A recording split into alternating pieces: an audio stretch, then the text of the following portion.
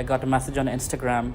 So one of you were asking me that you're very scared to be on stage. In fact, talking to two people for hours is fine, but then when a third person comes, you're not able to speak much. And I just thought I'll make a video just for you. I used to be that. I used to be so introvert. I couldn't talk to anybody who I didn't know. Like even going to a shop and asking for something was beyond my ability. Now, when I went to college, I started developing a goal for myself, which is I want to be an entrepreneur. I want to build a business. I want to make a lot of money. And that goal enabled me to do whatever it takes to get out of my comfort zone.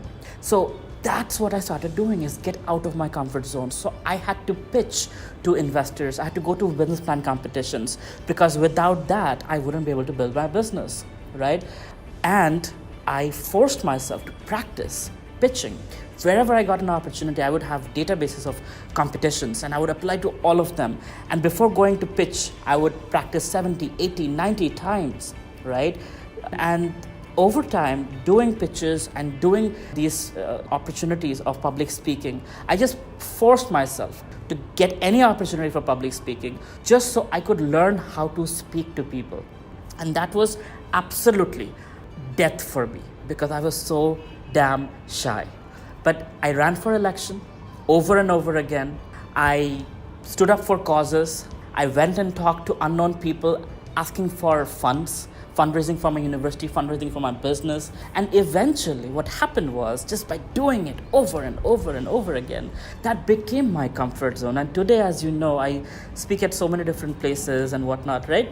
And it's so much easier. Of course, I still get certain times a little scared, oh God, what I'm going to speak on.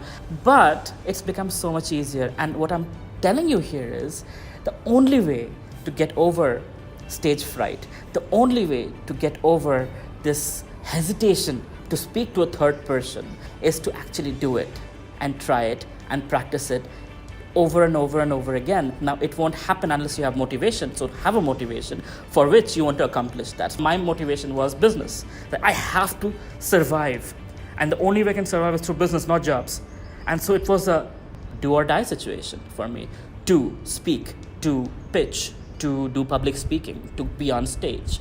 And that's how you can find what your motivation is and let this public speaking or fear of stage and all of that align with that motivation, that I have to go over this hurdle to get to that point.